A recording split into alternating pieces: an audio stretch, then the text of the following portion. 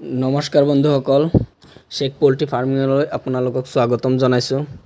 বন্ধুসকল, সোণালী মুৰ্গী বেছিকৈ মুনাফা অৰ্জন কৰাৰ কিছুমান কৌশল আপোনালোকক এই ভিডিঅ'ৰ জৰিয়তে দেখুৱাই দিম। আৰু মুৰ্গী তৈয়াৰ হোৱাৰ পিছত কোনটো টাইমত চেল কৰিলে অধিক মুনাফা অৰ্জন কৰিব পাৰি সেই বিষয়ে এই ভিডিঅ' আকাৰে আপোনালোকক দেখুৱাম। 4-5খন ফাৰ্মৰ ভিডিঅ' ইয়াতে আপলোড কৰা আছে। 5 তাৰিখ 5 মাৰ্চ গতিকে ভিডিঅ'টো শেষলৈকে আপোনালোকে চাব বুলি আশা ৰাখিছোঁ।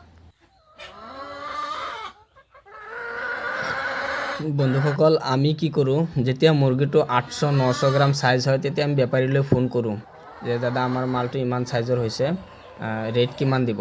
তেতিয়া বেপাৰীয়ে 800-900 চাইজৰ মালটো বৰ্তমানৰ মাৰ্কেটত 40-ৰ পৰা 50 টকা, 240 বা 250 টকা হাইয়েষ্ট বিক্ৰী হৈ আছে। কিন্তু বন্ধুসকল, যদি আমাৰ মালটো এভাৰেজ 1 কেজি 400 বা 1 কেজি 300 হয় তেতিয়া মুৰ্গীটোৰ ৰেট বৰ্তমানৰ ৰেট চলি আছে 390-ৰ পৰা লোৱেষ্ট প্ৰাইচ হ'ল 350। এতিয়া চিন্তা কৰক আপোনালোকে আমি ক'ত মাৰটো খাই আছোঁ। সেইকাৰণে বন্ধুসকল, মুৰ্গী যেতিয়া 800-900 গ্ৰাম হৈ যায় তেতিয়া মুৰ্গীৰ বেমাৰ আজাৰো কম থাকে আৰু এটা প্ৰচেছ আছে দানা কম দি পেলাই মুৰ্গী কেনেকুৱা জলদি গ্ৰোথ আনিব পাৰি সেই প্ৰচেছটো মই ইয়াতে ক'ম। বন্ধুসকল, 800-900 হৈ যোৱাৰ পিছত যেতিয়া মেল মুৰ্গীবিলাক থাকে, কুকুৰাবিলাক থাকে, মতা মুৰ্গীবিলাক, সেই মুৰ্গীখিনি আপোনালোকে চেল কৰি দিয়ক আৰু মাইকীখিনি ৰাখি দিয়ক, কাৰণ মাইকীখিনিয়ে দানা কম খাব আৰু গ্ৰোথ জলদি হ'ব। আৰু মতাখিনি দানা মাইকীৰ তুলনাতকৈ অধিক দানা মতাবিলাকে খায়। সেই গতিকে বন্ধুসকল, মাইকীখিনি ৰাখি দিব, সেইখিনি অৰুণাচলৰ কাৰণে অধিক দামত বিক্ৰী কৰিব পৰা যায়। বন্ধুসকল, আপোনালোকে নিজে এটা ট্ৰাই কৰিব পাৰে, যেতিয়া মুৰ্গীখিনি চেল কৰিব 50টা বা 60টা মাইকী মুৰ্গী আপুনি এক্সট্ৰা ৰাখি দিব আৰু সেইখিনি মুৰ্গীক আপুনি এটা হিচাপত দানা দিব আৰু গোটেইখিনি হিচাপ লিখি ৰাখিব। আৰু যেতিয়া মুৰ্গীটো 1 কেজি 400 বা 1 কেজি 500 এভাৰেজ হ'ব তেতিয়া আপুনি মাৰ্কেটত বিক্ৰী কৰিব। কৰি পেলাই এটা কেলকুলেশ্যন মাৰি চাব যে আমি সৰুতে মুৰ্গী কৰিলে কিমান লছ হৈ আছে। সেইকাৰণে সদায় আমি মুৰ্গী ডাঙৰ কৰি 1 কেজি 400 এভাৰেজ বনাই অৰুণাচলৰ মাৰ্কেটটো আমি ধৰিব লাগে। বন্ধুসকল, বৰ্তমান এনেকুৱা হৈ আছে মহাৰাষ্ট্ৰ, UP, বিহাৰ আৰু ৱেষ্ট বেংগল, এই 3-4টা জাগাৰ পৰা ট্ৰাকে আপোনাৰ 1 কেজি 500 গ্ৰাম চাইজৰ মালটো আহি আছে, আহি অসমত ষ্টক হৈ আকৌ অৰুণাচললৈ ট্ৰান্সফাৰ বিক্ৰী হৈ আছে। গতিকে বন্ধুসকল, সেই বস্তুটো আমি যদি ইয়াতে নিজে বনাই লওঁ মুৰ্গী 1 কেজি 400, 1 কেজি 500, তেতিয়াহ'লে আমি মাৰ্কেটটো ধৰিব পাৰিম। এতিয়া বৰ্তমানৰ মাৰ্কেট 390-ৰ পৰা 350 টকালৈকে আছে।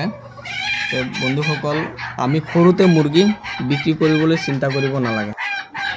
বন্ধুসকল, মুৰ্গী দানা খৰচা কমাবলৈ যেতিয়া 800-900 গ্ৰাম হৈ যায় মুৰ্গী, মতাখিনি বিক্ৰী কৰি চেল আউট কৰি দিয়াৰ পিছত মাইকী যিখিনি থাকিব সেইখিনি কম দামী দানা এটা আহে মাৰ্কেটত বৰ্তমান আপোনাৰ লেয়াৰ ফেজ 2, লেয়াৰ ফেজ 1, গ্ৰোৱাৰ, এইবিলাক দানা অলপ কম দামতে পোৱা যায়। সেই দানাটো ইউজ কৰি আপুনি 4 মাহ বা 3.5 মাহলৈকে মুৰ্গীটো পুহিব পাৰে। 4 মাহত মুৰ্গী 1 কেজি 400, 1 কেজি 500, 1 কেজি 600লৈকে অহা আমি দেখিছোঁ। এই ভিডিঅ'ত যিখিনি আপোনালোকৰ ফাৰ্মৰ ভিডিঅ' যিবিলাক দিয়া আছে, আপলোড কৰা আছে, এইখিনিত আপোনালোকে চাব পাৰে গোটেইখিনি মুৰ্গী 4 মাহৰ তলত, 4 মাহ, 3 মাহ 20 দিন, 3 মাহ 40, 3 মাহ 25 দিন এনেকুৱা বয়স হৈছে। বন্ধুসকল, আমি যেতিয়া 800-900 গ্ৰাম চাইজৰ মুৰ্গীটি বিক্ৰী কৰি দিওঁ, তেতিয়া যদি সেই মুৰ্গীটো আমি বিক্ৰী নকৰোঁ, তেতিয়া আমাৰ লছ হৈ যায়। যেতিয়া আমি 800-900 গ্ৰাম চাইজত মুৰ্গীটো বিক্ৰী কৰি দিওঁ, সেই মুৰ্গীটো যদি আমি ৰাখি দিওঁ, সেইটো বেমাৰ আজাৰো কম হয় আৰু প্লাছ আপোনাৰ নতুনকৈ পোৱালি ভৰোৱাতকৈ সেই মুৰ্গীখিনি যেতিয়া ৰাখিম সেই পোৱালিৰ খৰচাটো আমাৰ কমি গ'ল। 800 গ্ৰাম চাইজৰ মুৰ্গীটো বিক্ৰী নকৰি আমি যেতিয়া 1600 গ্ৰাম চাইজৰ মুৰ্গীটো বিক্ৰী কৰিম, দেখা দেখি আমাৰ প্ৰফিটৰ সংখ্যাটো বাঢ়ি আছে, কাৰণ ইফালে পোৱালিৰ পইচাটো মাইনাছ হৈ গ'ল আৰু ডাঙৰ মুৰ্গী বেমাৰ আজাৰ কম হয়, মৰ্টালিটি কম থাকে। সেই গতিকে বন্ধুসকল, আপোনালোকে চিন্তা কৰিব পাৰিছেই চাগে। আজিৰ ভিডিঅ'টো ইমানেই। নমস্কাৰ।